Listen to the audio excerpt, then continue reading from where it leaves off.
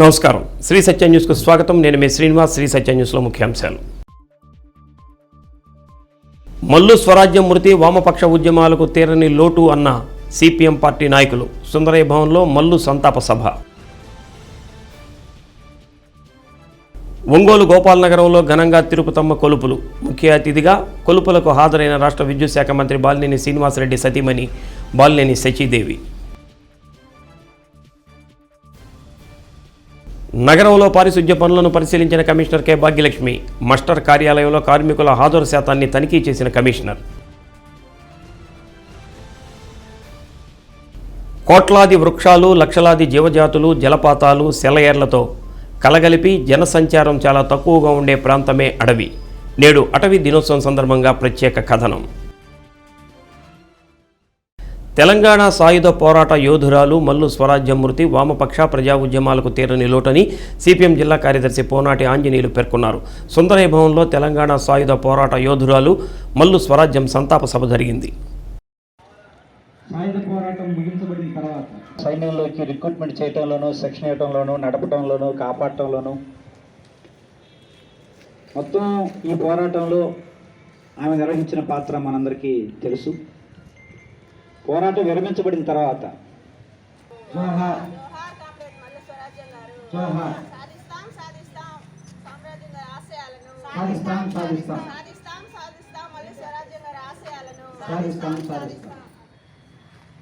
ప్రతి సంవత్సరం ఒక పేజీ, ఒక పుస్తకంగా మారు అటువంటి చరిత్ర. అది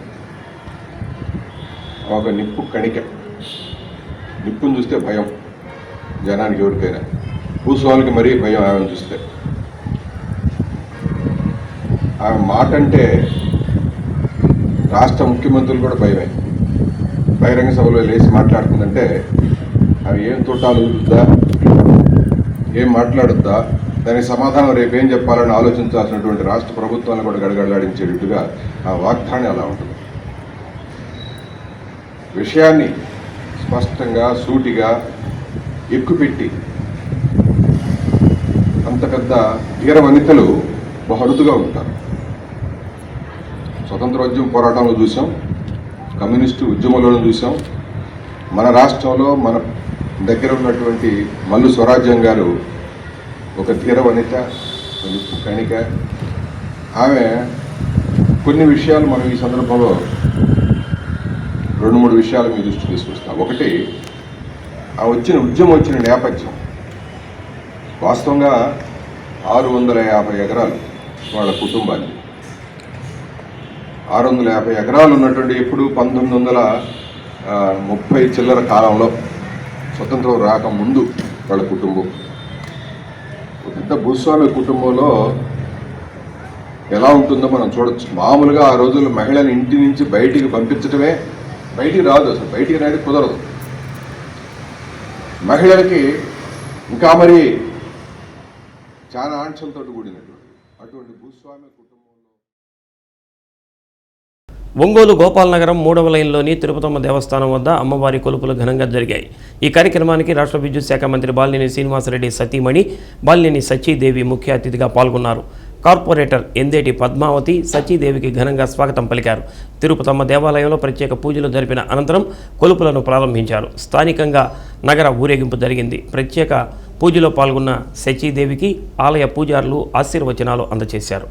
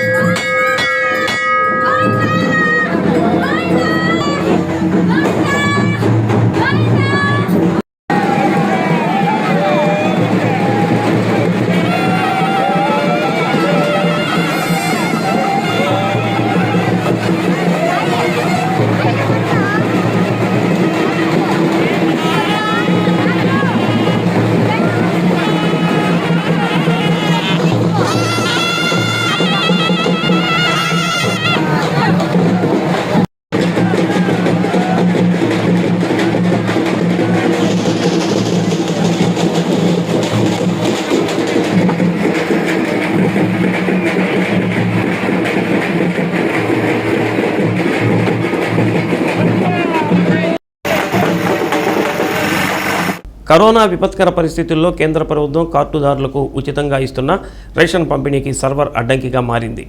ఈ నెల 18వ తేదీ నుంచి ప్రక్రియ ప్రారంభించగా 3 రోజుల్లో కేవలం 30% మందికి మాత్రమే సరుకులు అందించారు. సర్వర్ సాధారణంగా పనిచేస్తే రోజుకు 16 నుంచి 20% వరకు కార్డుదారులకు అందుతాయి. అదేవిధంగా 4-5 రోజుల్లోనే 90% పంపిణీ పూర్తవుతుంది. కానీ ఈ పర్యాయం సర్వర్ పూర్తిగా పడిపోవడంతో కార్డుదారులు 5-6 సార్లు వేలిముద్రలు వేయాల్సి వస్తుంది. దీంతో ఒక్కో షాపులో రోజుకు 10 నుంచి 20 కార్డులకు మించి బియ్యం ఇయ్యలేకపోతున్నారు. గోమాతను పూజిస్తే సకల దేవతలను పూజించినట్లే అని పెద్దలు చెబుతుంటారు. దైవ సమానమైన గోవులను సంరక్షిస్తూ అభివృద్ధికి శ్రీ బాపూజీ గో సంరక్షణ సంఘం బాటలు వేస్తుంది. గో సంఘంలో 75 ఆవులను సంరక్షిస్తున్నారు. దాతలు గోవులకు మేత, ఆకుకూరలు సమర్పించి భక్తి ప్రపత్తులు చాటుకుంటున్నారు. ఆవులకు ఎలాంటి అనారోగ్యం సోకకుండా వైద్య పరీక్షలు నిర్వహిస్తున్నారు. గోశాలలోని కృష్ణ మందిరంలో నిత్యం భజనలు, పూజలు జరుగుతున్న నేపథ్యంలో గోసంఘంపై ప్రత్యేక కథనం.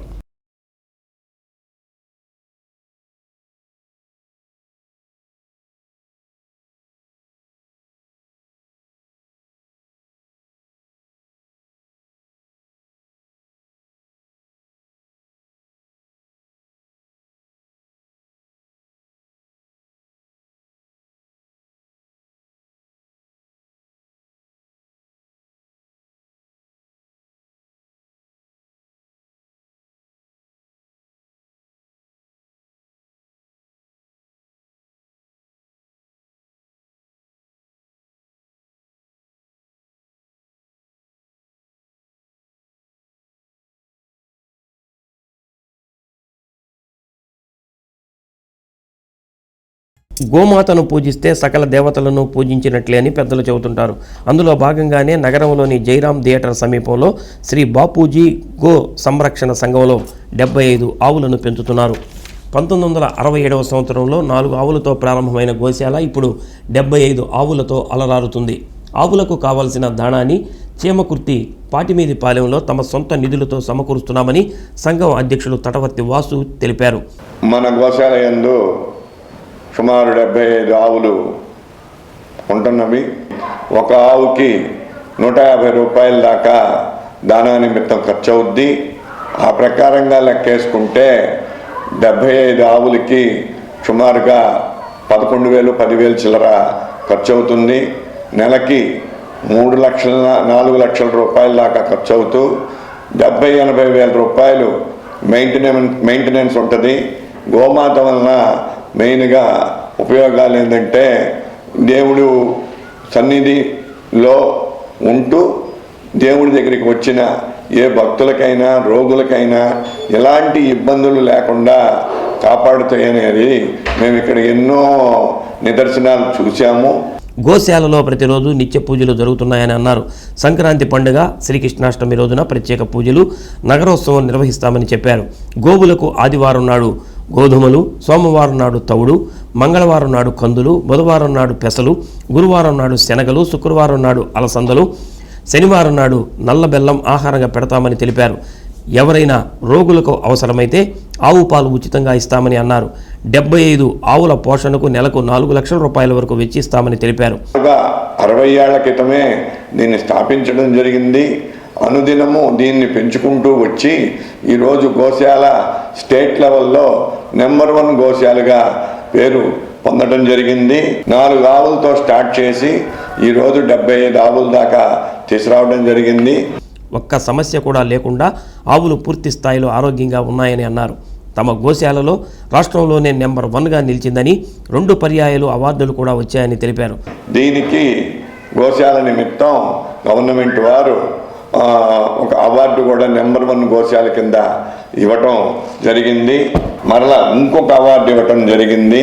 గోకులాష్టమి రోజున, కృష్ణాష్టమి రోజున, గోకులాష్టమి రోజున పండగ చేసి ఊరేగింపు చేస్తాము. గోశాలలో గల శ్రీకృష్ణ మందిరంలో నిత్యం భజనలు, పూజలు జరుగుతున్నాయని అన్నారు. ప్రజలు కూడా గోశాలను సందర్శించి గోమాతను పూజిస్తే శుభ పరిణామాలు ఉంటాయని శ్రీ బాపూజీ గో సంరక్షణ సంఘం అధ్యక్షుడు తటవర్తి వాసు చెప్పారు. ఒక మచ్చ కూడా లేకుండా తెల్లగా, గంభీరంగా, నిండుగా ఉండే ఆవులు గోశాల అంటే పేరు ఖచ్చితంగా ఒంగోలులోని శ్రీ పాత్పాజీ గో సంరక్షణ సంఘం ఎవరైనా రోగులకి ఆవు పాలు కావాలి అంటే 1-2 రోజులు ఉచితంగా ఇస్తాము. ఆవు మూత్రము అది కూడా ఉచితంగానే ఇస్తాము.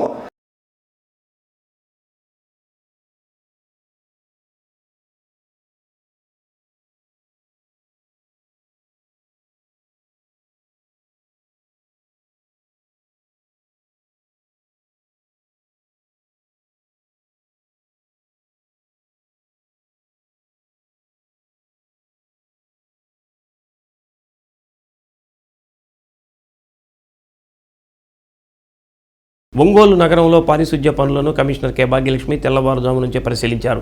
పారిశుధ్య కార్మికులు చేస్తున్న పనులను ఆకస్మికంగా పరిశీలించారు. ఘోష్ హాస్పిటల్ సెంటర్లో మస్టర్ కార్యాలయాన్ని తనిఖీ చేశారు. ఈ సందర్భంగా పారిశుధ్య కార్మికుల హాజరు శాతాన్ని పరిశీలించారు. శానిటేషన్ సెక్రటరీకి పలు సూచనలు చేశారు.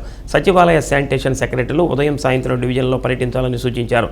చాలా చోట్ల ఘన వ్యర్థ పదార్థాలు దర్శనమిస్తున్నాయని కమిషనర్ తెలిపారు. వాటిని తరలించేందుకు ప్రత్యేక సెంటర్లను ఏర్పాటు చేసినట్టు తెలిపారు. కార్పొరేషన్కు రావాల్సిన పన్ను బకాయి వివరాలను అడిగారు.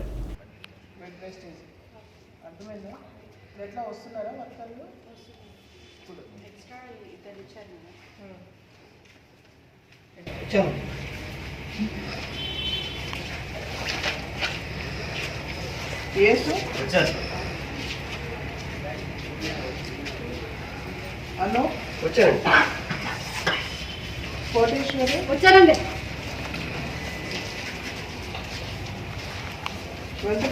వచ్చారు మేడం.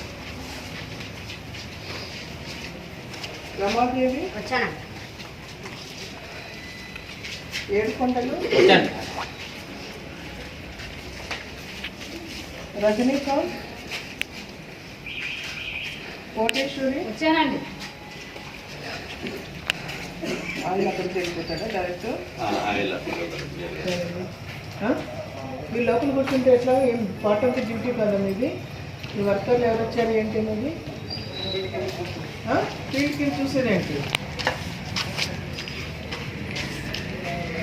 అదే మీరు ఇన్వాల్వ్ అవ్వట్లేదని చెప్తున్నాను నేను. అదే 2 సంవత్సరాలు నగరంలోని మురుగునీటి పారుదల వ్యవస్థపై నగరపాలక సంస్థ అధికారులు దృష్టి సారించారు. చాలా చోట్ల డ్రైనేజీ పొంగి రోడ్లపై ప్రవహిస్తున్నాయి. కమిషనర్కు ఫిర్యాదు రావడంతో స్వయంగా లాయర్పేట ప్రాంతంలో కమిషనర్ భాగ్యలక్ష్మి పర్యటించి డ్రైనేజీ పరిస్థితిని పరిశీలించారు. పారిశుధ్య కార్మికులతో పూడికి తీత పనులు చేయించారు. మురుగునీటి పారుదల సక్రమంగా లేకపోతే ఉపేక్షించబోమని హెచ్చరించారు. పర్యటనలో ME Sundararamireddy, ACP K Venkateswarlu, supervisor Pichaiah తదితరులు పాల్గొన్నారు.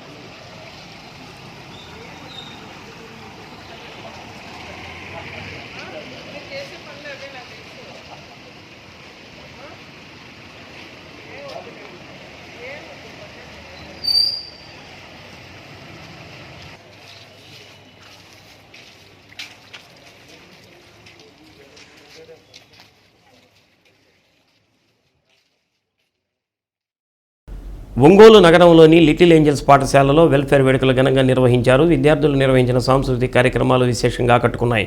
పాఠశాల పూర్వ విద్యార్థిని షేక్ రోషిని ఇంటర్ బైపీసీలో రాష్ట్ర స్థాయిలో 3వ ర్యాంకు, జిల్లాలో మొదటి ర్యాంకు సాధించినందుకు Jahnavi NEET academy correspondent Janardhan 10,116 రూపాయల చెక్కును రోషినికి అందజేశారు. ఈ కార్యక్రమంలో ముస్లిం రచయితల సంఘం అధ్యక్షుడు Sheikh Mahaboob Jan, correspondent Shadow, principal Rani, head master Venugopal, సిబ్బంది పాల్గొన్నారు. ముస్లిం ఆడపిల్లలు కూడా చదువుకోవడానికి వీలు కల్పించిన మాస్టర్ గారికి మరి ఒకసారి ధన్యవాదాలు తెలుపుతున్నాను. రెండవది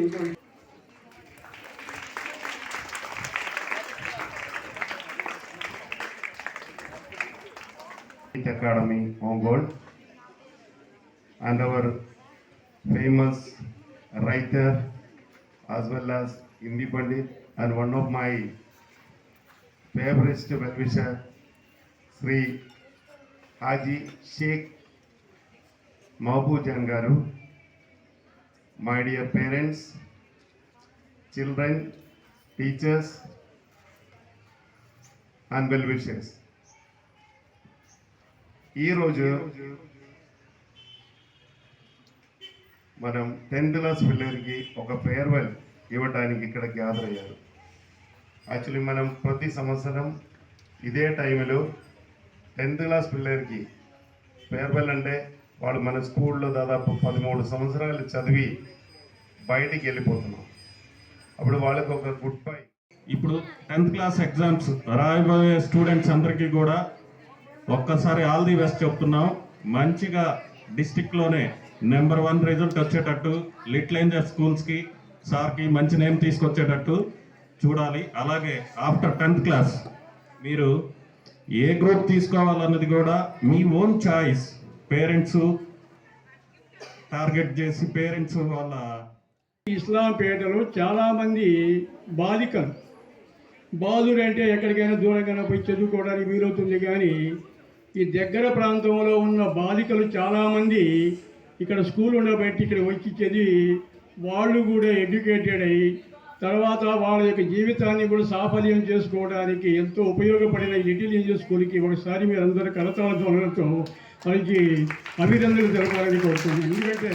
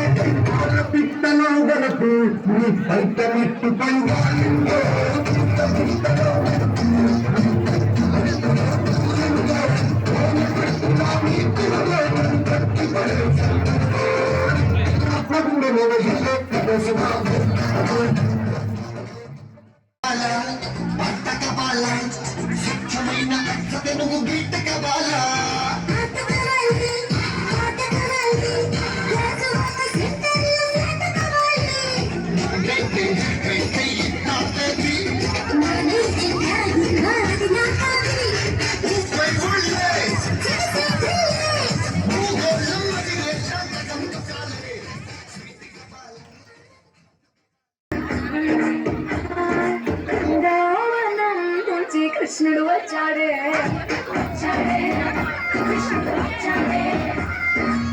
రాత్రి రాధని చూసాడే.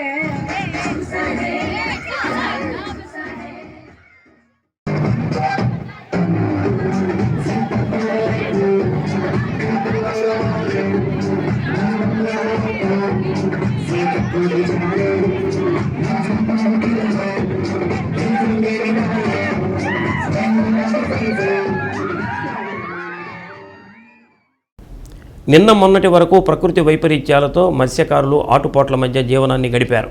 కొంతకాలం వేట సాగటమే గగనమైంది. జీవనం ఇబ్బందికరంగా మారింది. త్వరలోనే వేటపై నిషేధం ఉప్పెనలా వచ్చి పడనుంది. ఇటువంటి పరిస్థితుల్లో మత్స్యకారులు జీవన నావను ఎలా ఒడ్డుకు చేర్చాలా అన్న మీమాంసలో పడ్డారు. గంగమ్మ తల్లి కరుణించిందో ఏమో మత్స్యకారుల ఆకలి తీరే పరిస్థితి కనిపిస్తుంది. గత 4 రోజుల నుంచి విస్తారంగా చేపలు పడుతున్నాయి. పైపెచ్చు మార్కెట్లో చేపలకు మంచి గిరాకీ పలుకుతుంది. 4 డబ్బులు కంటి చూస్తున్న మత్స్యకారుల మోములో ఆనందం వ్యక్తమవుతుంది. తీరం వెంట ఆశాజనకంగా సాగుతున్న వేట నేపథ్యంపై ప్రత్యేక కథనం. ఈ ఏడాది వరుస తుఫానులు వర్షాభావ ప్రభావంతో వేట ఆగుతూ సాగుతూ వచ్చింది. అరకొరగా సాగిన వేటతో జీవనం నెట్టుకొస్తున్నారు మత్స్యకారులు. వేట కోసం ఊర్లు వెంటబడిపోతూ ఎక్కడ చేపలు పడుతాయా అని వెతుక్కుంటూ వేట సాగిస్తూ రోజులు వెళ్లదీస్తున్నారు. ఈ సంవత్సరం బంగాళాఖాతంలో ఎక్కువ తుఫాన్లు ఏర్పాటు కావడంతో సముద్ర వేటకు అనుకూలించక చాలా కాలం జీవనోపాధులను ఒడ్డుకు చేర్చుకొని వాటిని రక్షించుకుంటూ కాలం వెళ్లదీశారు. ఈశ్వరా పరమేశ్వరా చూడరా ఎటు చూడరా. గత 4 రోజులుగా కొత్తపట్నం సముద్ర తీరంలో వేట చేసే మత్స్యకారులకు కుప్పలు తెప్పలుగా చేపలు పడుతున్నాయి. మన ప్రాంతంలోని తినని మత్తి చేపలు ఎక్కువగా పడుతున్నాయి. వీటిని కేరళ రాష్ట్రానికి ఎగుమతి చేస్తున్నారు. ఎగుమతికి మంచి డిమాండ్ ఉంది. 33 కేజీల చేపలు 2,700 రూపాయల నుంచి 3,000 వరకు కొనుగోలు చేస్తున్నారు. కొత్తపట్నం ప్రాంతంలో చేపలు ఎక్కువగా పడుతుండటంతో మత్స్యకారుల పడవలు అధిక సంఖ్యలో వేటకు వెళుతున్నాయి. ఒక్కొక్కరికి 100 కేజీల చేపలు పడటంతో ఒక్కొక్క పడవకి 20,000 నుంచి 50,000 వరకు డబ్బులు వస్తుండటంతో మత్స్యకారుల్లో ఆనందం వ్యక్తమవుతుంది. చేపలు విపరీతంగా పడటంతో ఒడ్డు నుంచి వాటిని మోస్తూ మహిళలు ఉపాధి పొందుతున్నారు.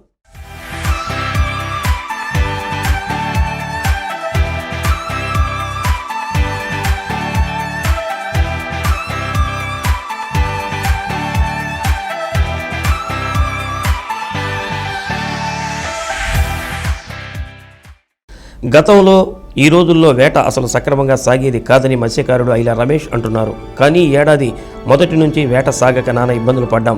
వరుస తుఫాన్లు రావడంతో వేట సాగలేదు. వేటకు వెళ్ళినా చేపలు సక్రమంగా పడలేదు. జీవనం సాగటం కష్టతరంగా ఉన్న సమయంలో అనుకోకుండా ఇప్పుడు వేట సాగుతుంది. పడ్డ చేపలకు మంచి ధర లభిస్తుంది. వచ్చే నెలలో వేట నిషేధం చేస్తారు. ఈ డబ్బుతో వచ్చే 2-3 నెలలు జీవనం గడుపుతాం. మా సముద్రం మత్స్యకారు వేటకెళ్తాం. ఇదివరకు సముద్రం అలా ఉండేది కాదు, కానీ వాతావరణం అనుకూలించడం వల్ల ఇప్పుడు ఈ టైంలో బాగా గాలిగా ఉంటుంది, బాగా ఇసుగా ఉంటుంది. కానీ ఈ టైంలో సరిపడుతుందంటే చాలా గొప్ప. ఈ గాలి అనుకూలించడం వల్ల గాలి సముద్రం మంచిగా ఉండడం వల్ల మాకు ఈ టైంలో మత్స్యాలు పడుతుంది. రేట్లు కూడా పర్ల అనుకూలంగానే ఉంటాయి మాకు ఈ టైంలో. ఈ చేపలు పడితే మాకు చాలా గొప్పతనం. ఈ సరిగ్గా మాకు ఈ 2 మాకు పట్టుకుంటుకుంటాయి. తర్వాత ఈ గవర్నమెంట్ మాకు చేసే 10,000 కొద్దిగా అంటే తెప్పలాపంగా చేస్తే మాకు కొద్దిగా తోడుగా ఉంటుందండి. ఇప్పటి వరకు వేట లేదు. ఇప్పుడే వేట సాగుతుందని నాగార్జున తెలిపారు. వేట సాగటంతో చేపలు పడుతున్నాయి. వీటికి మంచి ధర లభిస్తుంది. గతంలో ఇలా వేట సాగేది కాదు. ఇప్పుడు జరిగే వేట ఎంతో మేలు చేస్తుంది. ఈ రైలు గాలి వేసిపోయారు ఈ సంవత్సరం అదే గాలి వల్ల అల్లి ఆదాయం లేదు. అట్లా పాట అడుగుతున్నాయి అంటే ఎక్కువ ఇటు సైడ్ కాకుండా వాటర్ సైడ్ జరుగుతున్నాయి. వాటిలో ఇవాళ ఇటు వచ్చింది చేప మంచి రేటుగానే ఉంది. కేజీ 150 బాగుంది. సింగరకొండ తిరునాళ్లలో ఎలాంటి ట్రాఫిక్ ఇబ్బందులు ఇతర సమస్యలు తలెత్తకుండా పోలీసులు కట్టుదిట్టమైన ఏర్పాట్లు చేసి దేవస్థానానికి సహకరించినందుకు ధర్మకర్తల మండలి సభ్యులు దర్శి డిఎస్పి నారాయణ స్వామి రెడ్డిని అభినందించారు. కేశవస్వామిపేటలోని శ్రీ ప్రసన్న చెన్నకేశవస్వామి వారి దేవస్థానంలో చిత్తా నక్షత్రం సందర్భంగా శ్రీ భూనీల సమేత ప్రసన్న చెన్నకేశవస్వామి వారి కళ్యాణం జరిగింది. ఆలయ ఈవో వేమూరి గోపి, చైర్మన్ ఈదుపల్లి గురునాథరావు, సభ్యులు, అర్చక స్వాములు రమానాథాచార్యులు, శ్రీధరాచార్యులు, రాంబాబాచార్యులు పాల్గొన్నారు.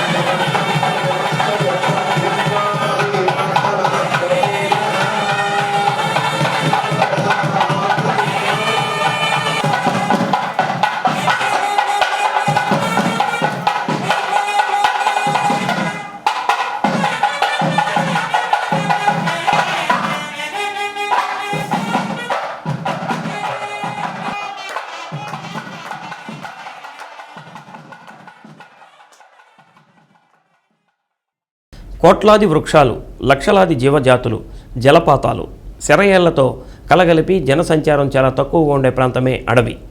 మానవ జీవజాతుల అవసరాలను తీరుస్తూ జీవ వైవిధ్యాన్ని తన పొత్తిళ్లలో దాచుకుంటూ పర్యావరణాన్ని కంటికి రెప్పలా కాపాడుతుంది.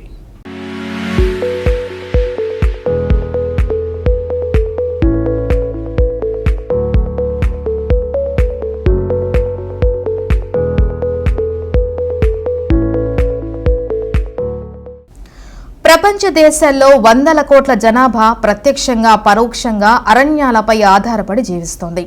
ప్రకృతి సంపదతో పాటు విశిష్టమైన జీవ వైవిధ్యం కలిగిన అడవులు భూమిపై 80% మేర వన్యప్రాణులు, వృక్షజాతులు, కీటకాలకు ఆవాసంగా ఉన్నాయి. వాతావరణ మార్పులకు దారితీసే క్లిష్ట పరిస్థితులను ఎదుర్కోవడంతో పాటు జీవుల మనుగడకు అవసరమైన స్వచ్ఛమైన గాలి, నీరు, ఆహారం, ఔషధాలను అందించడంలో వనాలది విశేష పాత్ర. అడవుల్లో లభించే ఆహార, ఔషధ, కలపేతర ఉత్పత్తుల ద్వారా ఏటా భారీగా ఆదాయం సమకూరుతోంది. అటవీ వనరుల సేకరణ ద్వారా పెద్ద సంఖ్యలో ప్రజలు పూర్తి స్థాయి ఉపాధి పొందుతున్నారు. 75% స్వచ్ఛమైన నీటి ప్రవాహాలకు అడవులే ఆధారంగా నిలుస్తున్నాయి. భూమిపై ఉన్న అటవీ ప్రాంతాల విశిష్టత, వాటి పరిరక్షణ ఆవశ్యకతను గుర్తించేలా ఏటా మార్చి 21న అంతర్జాతీయ అటవీ దినోత్సవం జరుపుకుంటున్నాం.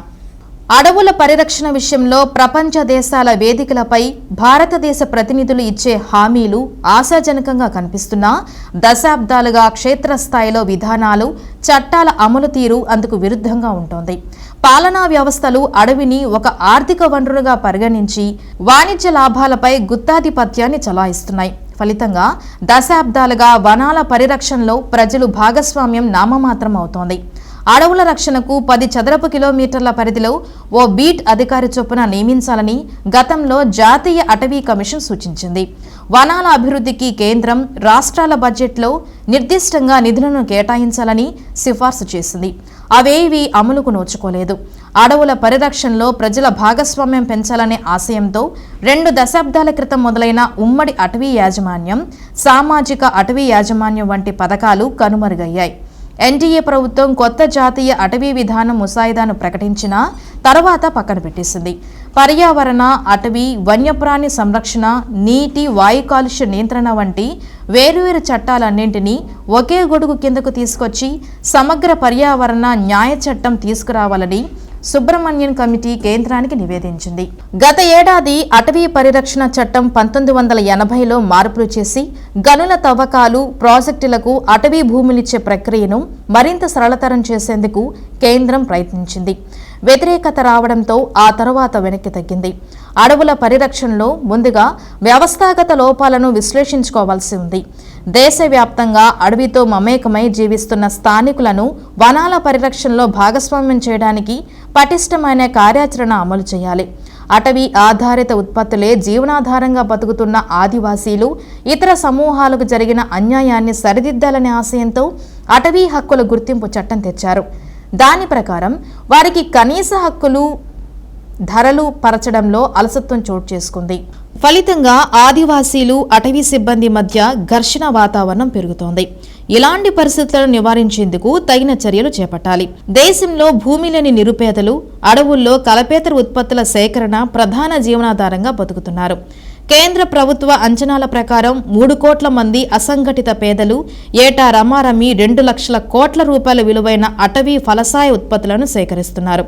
ప్రకృతి సిద్ధంగా అడవుల్లో లభించే సేంద్రియ ఉత్పత్తులైన తేనె, కరక్కాయ, కుంకుడు, నల్లజీడి గింజలతో పాటు చెట్ల వేర్లు, వృక్షాల బెరడు, ఇతర మూలికలు, పుష్పాలు వంటి ఔషధ ఉత్పత్తులు, గృహోపకరణాలు కలపేతర అటవీ ఫలసాయం కిందకు వస్తాయి. మొత్తం సేకరిస్తున్న ఉత్పత్తుల్లో 60% దాకా విదేశాలకు ఎగుమతి అవుతున్నాయి. ఇంతటి గిరాకీ ఉన్న ఈ ఉత్పత్తులను సేకరించే స్థానిక సమూహాలకు, ప్రభుత్వ వ్యవస్థలకు సరైన ఆదాయం సమకూరడం లేదు. ఏళ్ల తరబడి అటవీ, గిరిజన సంక్షేమ శాఖల మధ్య సమన్వయం, సహకారం కొరవట్టం, మార్కెట్ వసతులు, రవాణా సౌకర్యాల కొరత మూలంగా పేదలు నామమాత్రం ధరలకే ప్రైవేటు వ్యాపారులకు విక్రయించుకోవాల్సిన పరిస్థితులు నెలకొన్నాయి. వనాలకు నష్టం వాటిల్లకుండా అటవీ ఉత్పత్తుల సేకరణ, మార్కెటింగ్, అటవీ ఆధారిత కుటీర పరిశ్రమల ఏర్పాటును ప్రోత్సహించేందుకు రాష్ట్రాల్లో గిరిజన సహకార సంస్థ, గిరిజన మార్కెటింగ్ సహకార సమాఖ్య వంటి సంస్థలు ఏర్పాటయ్యాయి. కొన్ని రాష్ట్రాల్లో మినహా చాలా చోట్ల లక్ష్య సాధనలో అవి విఫలమయ్యాయి. అటవీ ఉత్పత్తులను సేకరించే వారికి శిక్షణ, మార్కెట్ వసతులు, మద్దతు ధర కల్పించే లక్ష్యంతో 4 ఏళ్ల క్రితం మొదలైన వన్ధన్ కార్యక్రమము ఆశించిన లక్ష్యాలను అందుకోలేదనే విమర్శలు ఉన్నాయి. 5 ఏళ్ల క్రితం కేంద్రం వెదురును కలపేతర అటవీ ఫలసాయాల జాబితాలో చేర్చింది. ఈ నిర్ణయానికి అనుగుణంగా వెదురు ద్వారా జీవనోపాధులను అభివృద్ధి పరిచేందుకు అవకాశాలున్నా పట్టించుకున్న దాఖలాలు లేవు. కలపేతర అటవీ ఫలసాయాల విషయంలో అటవీ, గిరిజన సంస్థలు నియంతృత్వ ధోరణి వీడి స్థానిక సమూహాల జీవనోపాధుల వృద్ధికి, తద్వారా అడవుల పరిరక్షణ, విస్తీర్ణం పెంపునకు కృషి చేస్తే మంచి ఫలితాలు సిద్ధిస్తాయి.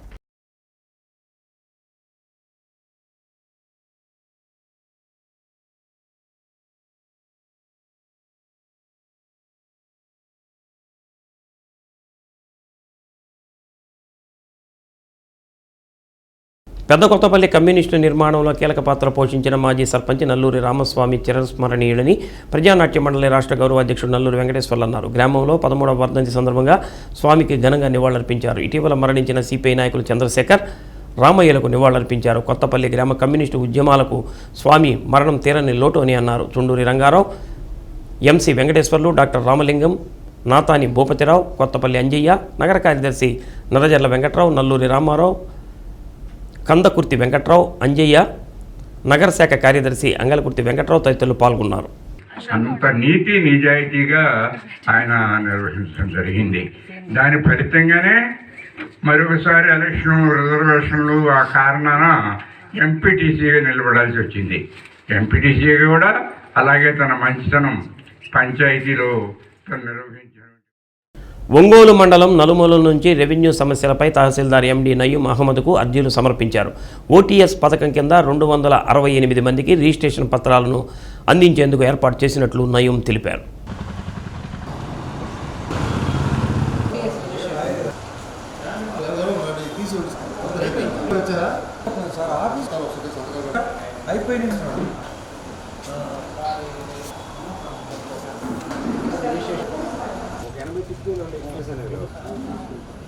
నేను సోమవారం నాడు సార్ కాడికి పోయాను. సార్ అందరు పిలిచి అక్కడ సర్వేర్ని అందరు పిలిచి అమ్మాయి కొలతలు వేయన్నారు. అందులో మళ్ళీ వచ్చాను. మళ్ళీ సార్కి కూడా ఫోన్ చేశాను, ఎంఆర్ సార్కి కూడా ఫోన్ చేశాను. అమ్మ నా దగ్గర కాగితాలు రాలేదమ్మా అని అన్నాడు. సరే సార్ 2 రోజులు దాన్ని నాకు చెయ్యమన్నారు. ఇంకా నాకు సమాధానం లేదు. మళ్ళీ ఆయన ఈఆర్ కూడా చేశాను, ఆయనకి సర్వే సార్ కూడా చేశాను. అమ్మ సరే 2 రోజులు ఆగమన్నాడు. అది ఆగాను. మాట్లాడి ఎంఆర్ గారు సార్ అన్నాడు, అమ్మ నా దగ్గర కాగితాలు వచ్చినాయి కానీ ఈ కాగితం చేసిపోయి సర్వేర్ సార్ చూపించు, ఎప్పుడు చెప్తాడో అని అన్నాడు. అది వెనక అందులో సర్వేర్ సార్ కాడికి వచ్చాను. ఆయన ఇప్పుడు రాలేదు, గంటదాలు అన్నాడు. అందుకని ఇక్కడ కూర్చోమన్నాను. అందుకని కూర్చోను. అమరావతి పరిరక్షణ కమిటీ ఆధ్వర్యంలో కొలకలపూడి శ్రీనివాసరావు చేపట్టిన కృతజ్ఞత యాత్ర ఉప్పలపాడు మీదుగా జరుగుమల్లి మండలం చిరుకూరుపాడుకు చేరుకుంది. పాదయాత్రకు భారీగా స్థానిక ప్రజలు మద్దతు పలికారు. ఆయా గ్రామాల్లో పాదయాత్ర ప్రతినిధులకు స్వాగతం పలికారు. జరుగుమల్లి టీడీపీ అధ్యక్షుడు పోకూరి రవీంద్ర ఆధ్వర్యంలో పాదయాత్ర బృందానికి ఘన స్వాగతం లభించింది.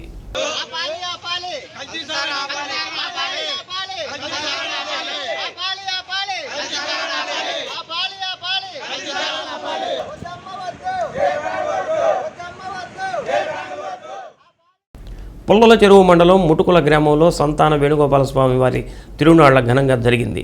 Yerragondapalem TDP incharge Guduri election Babu, senior నాయకులు డాక్టర్ మన్య రవీంద్ర తదితరులు తిరునాళ్లలో ముఖ్య అతిథులుగా పాల్గొన్నారు. భారీగా ప్రజలు తిరునాళ్లకు తరలివచ్చారు.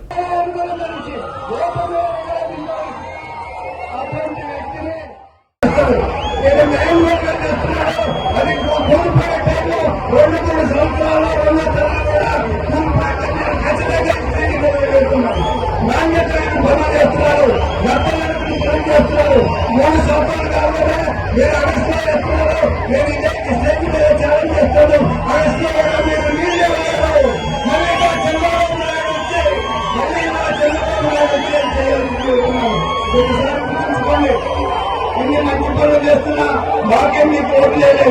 3 సార్లు మమ్మల్ని ఓడించారు. ఒక్కసారి మాకు ఈ మండలి వ్యవస్థ వచ్చింది. ఈ నియోజకవర్గంలో రోడ్డు వేసింది.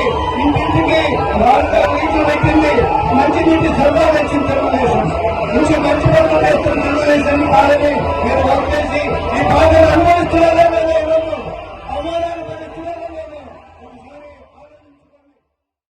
ఏపీఎస్ఆర్టీసీ డిజిటల్ బాట పడుతుంది. బస్సుల్లో టికెట్లు కొనుగోలు చేసే ప్రయాణికుల నుంచి సదరు మొత్తాన్ని నగదు రూపంలోనే వసూలు చేస్తున్నారు.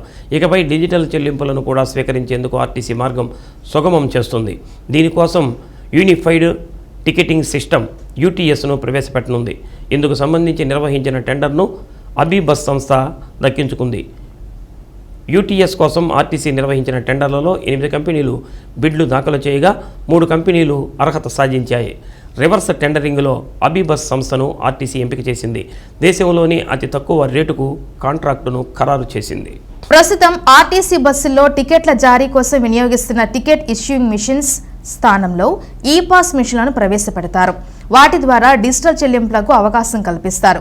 Debit card, credit card, PhonePe, Google pay వంటి డిజిటల్ చెల్లింపుల ద్వారా కూడా టికెట్లు కొనుగోలు చేసుకోవచ్చు. ఆన్లైన్ విధానంలో ముందుగా టికెట్ల బుకింగ్లు, బస్ పాస్లు, కొరియర్ సేవలు, పార్సింగ్ బుకింగ్లకు అవకాశం కల్పిస్తారు. బస్ లైవ్ ట్రాకింగ్ తెలుసుకునే అవకాశంతో పాటు ప్రయాణికుల సమాచారం, సెంట్రల్ కమాండ్ స్టేషన్ నిర్వహణ మొదలైనవి అందుబాటులోకి వస్తాయి. ఈ విధంగా అన్ని సేవలను ఏకీకృతం చేసి ఒకే వేదిక మీదకు తీసుకువస్తూ యూటీఎస్ విధానాన్ని ప్రవేశపెట్టనుంది. పద్మశ్రీ ఘంటసాల కళా పరిషత్ వారి ఆధ్వర్యంలో ఎన్టీఆర్ కళాక్షేత్రంలో జరిగిన సినీ సంగీత విభావరి అలరించింది. గాయని గాయకులు లక్ష్మీ తులసి, జ్యోతి గోపాలరావు, వేణు మాస్టర్, అచ్యుత్, వర్షిత, ఆకుల శ్రీను, కోటేశ్వరరావు పాడిన పాటలు ఆకట్టుకున్నాయి. గాయని శ్రీదేవి వ్యాఖ్యాతగా వ్యవహరించారు. జగమే కళ్యాణ వేదిక సొగసే మందార మాలిక తులసి గుచి గురించగా తులసి గుచి గురించగా నాలివేని తలవాల్చినాగా మనసు పాడింది కళ్యాణి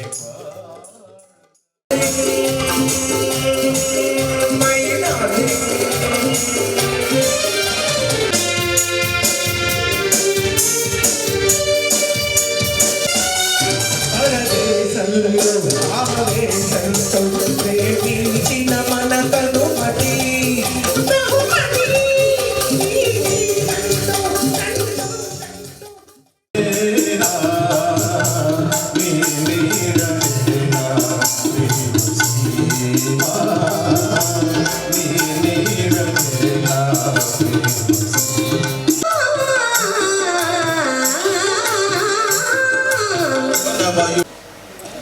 సిరిమల్లె సొగ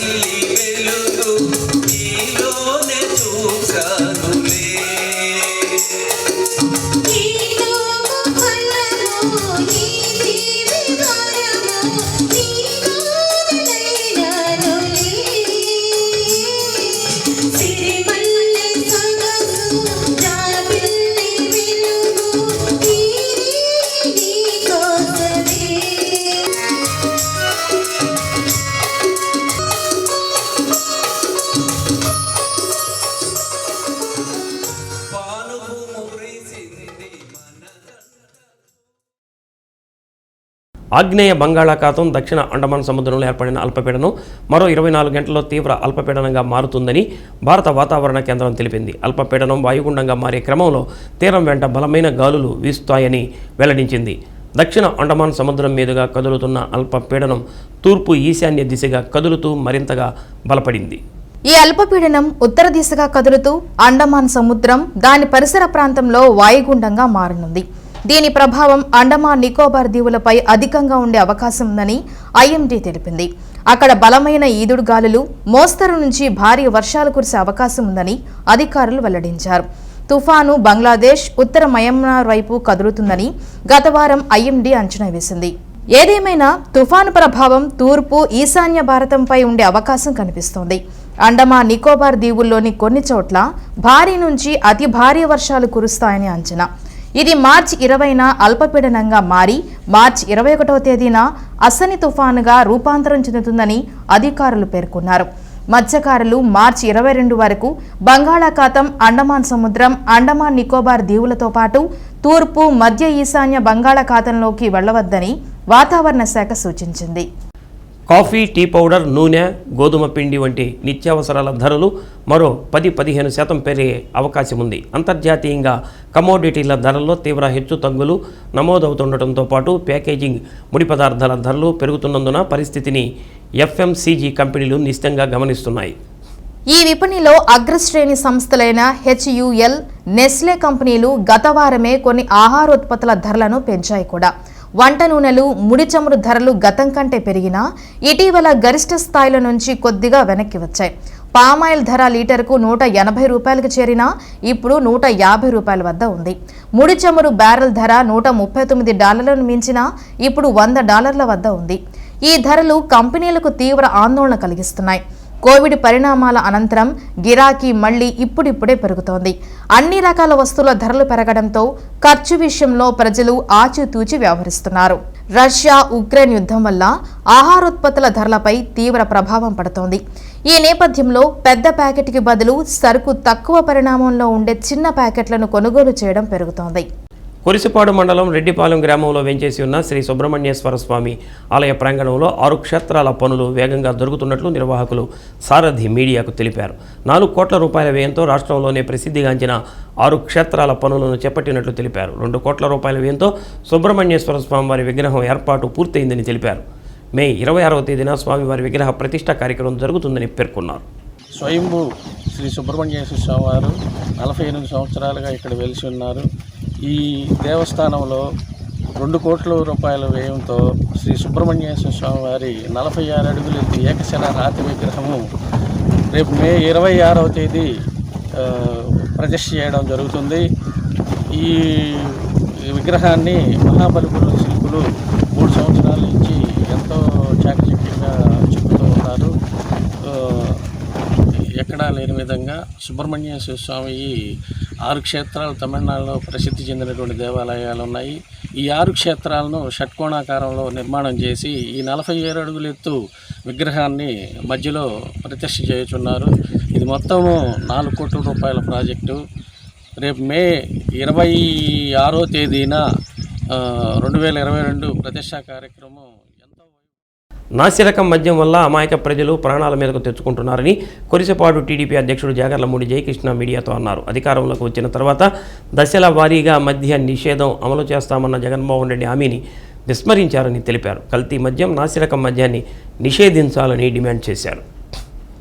ఈ విధంగా ప్రాణాపాయం ఉందని తెలియక ఈ యొక్క జగన్ బ్రాండ్లు తాగి ఈ రకంగా చనిపోతా ఉంటే ఎంక్వైరీ లేకుండా ప్రతిపక్షం వారిపై ఎదురుదాడి చేయడం ఇది మరీ శోచనీయంగా ఉందండి. కాబట్టి ఈ యొక్క జగన్ ప్రభుత్వం ఆ రోజు జగన్ ప్రభుత్వం వచ్చినాక మేము వెంటనే మద్యపాన నిషేధం చేస్తామన్నారు. మద్యపానం నిషేధం చేయింది కాక నాటుసారా కాయించి వాళ్ళ సొంత ఖజానాకి జగన్ బ్రాండ్స్ అని రిలీజ్ చేసి దాంట్లో స్పిరిట్తో తయారు చేసిన మద్యం. జరుగుమల్లి మండలం చింతలపాలెంలోని 3 అంతస్తుల భవనంలో అగ్ని ప్రమాదం చోటు చేసుకుంది.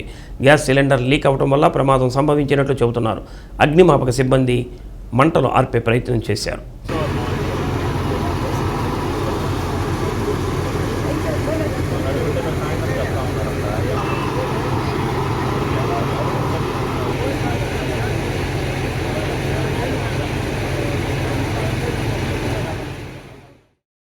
కార్మిక సమస్యల పరిష్కారంతో పాటు వివిధ డిమాండ్లతో 28, 29 తేదీల్లో తలపెట్టిన సార్వత్రిక సమ్మెలో భాగంగా ప్రచార జాథా నిర్వహిస్తున్నట్లు all India road transport workers federation జిల్లా ప్రధాన కార్యదర్శి జి శ్రీనివాసరావు తెలిపారు. సిఐటియు కార్యాలయంలో జరిగిన మీడియా సమావేశంలో ట్రాన్స్పోర్టు సంఘం కార్మికులకు సమగ్ర చట్టం చేయాలని అన్నారు. పెట్రోల్ ధరలు తగ్గించాలని డిమాండ్ చేశారు. 2 రోజుల పాటు జరిగే సార్వత్రిక సమ్మెను జయప్రదం చేయాలని విజ్ఞప్తి చేశారు. జిల్లా అధ్యక్షుడు దాసరి రమేష్, ఉపాధ్యక్షుడు శ్రీనివాసరావు, సహాయ కార్యదర్శి కోటేశ్వరరావు పాల్గొన్నారు. అట్లాగే రవాణా రంగ కార్మికుల్ని కరోనా సందర్భంలో బారిన పడిన వాళ్ళందరినీ కూడా ఆదుకోవాలని చెప్పి డిమాండ్ చేస్తున్నాం. అట్లాగే మోటార్ వెహికల్ చట్టం, అలాగే జీవో నెంబర్ 21 వీటి ద్వారా అనేక పన్నులు మన డ్రైవర్ల మీద పడేటువంటి పరిస్థితి కనపడతా ఉంది. వీటన్నింటినీ తగ్గించాలని చెప్పి డిమాండ్ చేస్తున్నాం. అలాగే ఈరోజు రోడ్డు యాక్సిడెంట్లు ప్రధాన కారణం డ్రైవర్ అని చెప్పి రాష్ట్ర ప్రభుత్వం, కేంద్ర ప్రభుత్వం చెప్తా ఉంది. ఇది సరైనది కాదు. ఇక్కడ వసతులు సరిలేక యాక్సిడెంట్లు జరుగుతూ ఉన్నాయి. ప్రభుత్వ విధానాల కారణంగానే యాక్సిడెంట్లు జరుగుతామని చెప్తా ఉన్నాం. వీటన్నింటినీ ప్రచారం చేస్తూ 22, 23 తేదీల్లో జిల్లా వ్యాప్తంగా రవాణా రంగ కార్మికులను చైతన్యవంతం చేయడం కోసం మార్చి 28, 29 తేదీల్లో సమ్మెలో పాల్గొనుటకు ప్రచార కార్యక్రమాన్ని ఏర్పాటు చేసుకోవడం జరిగింది. భారతదేశ వ్యాప్తంగా ఈ మోటార్ వెహికల్ చట్ట సవరణ బిల్లు ప్రవేశపెట్టట్లేదు, అమలు చేయట్లేదు. కానీ ఇక్కడున్న జగన్మోహన్ రెడ్డి ప్రభుత్వం మట్టుకే జీవో నెంబర్ 21 తీసుకొచ్చి ఇక్కడ ఉన్నటువంటి రవాణా రంగ కార్మికుల మెళ్ళ మీద కత్తి పెట్టి ఉరితాడుగా బిగించి రవాణా రంగ కార్మికుల్ని ఇబ్బంది పాలు చేస్తూ ఉంది. అందువల్ల దీన్ని వ్యతిరేకిస్తూ 22వ తేదీ ఆటో జాత, అట్లనే రేపు జరిగే ప్రచార జాతాని అద్దెం bus stand Chundur Venkatadri petrol bunk దగ్గర ప్రారంభమవుతూ ఉంది. ఇది జిల్లా వ్యాప్తంగా తిరుగుతుంది. ఖచ్చితంగా ఏదైతే ప్రకాశం జిల్లాలో ఉన్నటువంటి రవాణా రంగ కార్మికులు 5 లక్షల మందిని ఈ సమ్మెలో భాగస్వామ్యాలు కావాలని, అట్లా భాగస్వామ్యం అయ్యేందుకు సన్నద్ధం చేసి నగరంలోని గుర్రంవారి వీధిలో వేంచేసి ఉన్న శ్రీ కోదండరామస్వామివారి దేవస్థానంలో కోదండరాముని బ్రహ్మోత్సవాలు వైభవంగా జరుగుతున్నాయి. స్వామివారు వివిధ వాహనాలపై కొలువు తీరి భక్తులకు దర్శనమిస్తున్నారు. కోదండరామస్వామిని విశేషంగా భక్తులు దర్శించుకున్నారు. మేళతాళాలు, మంగళ వాయిద్యాలు, కోలాట నృత్య ప్రదర్శన నడుమ నగర పురవీధుల్లో ఊరేగుతూ భక్తుల నీరాజనాలు అందుకున్నారు.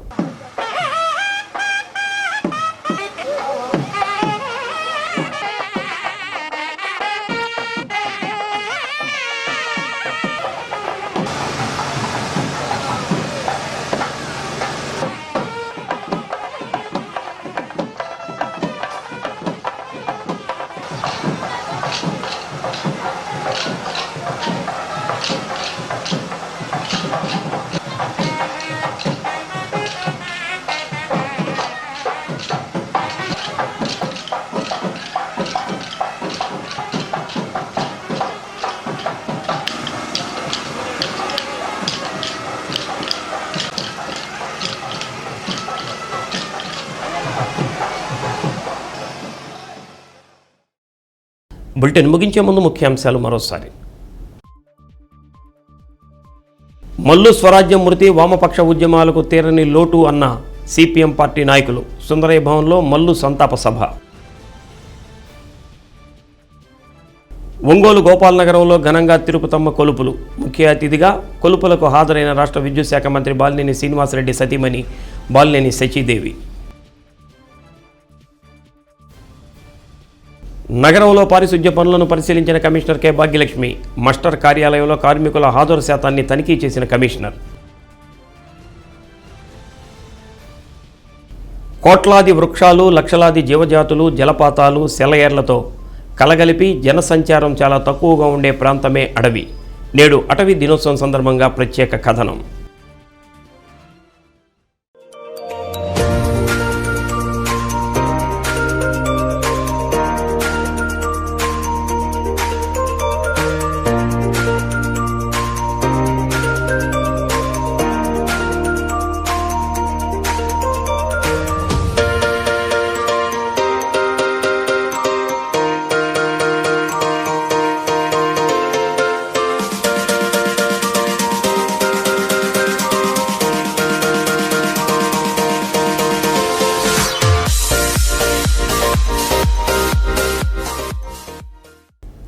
శ్రీ సత్య న్యూస్లో నేటి మాట. ఎవరితోనూ మిమ్మల్ని మీరు పోల్చుకోకండి. అలా చేస్తే మిమ్మల్ని మీరు అవమానించుకున్నట్లే.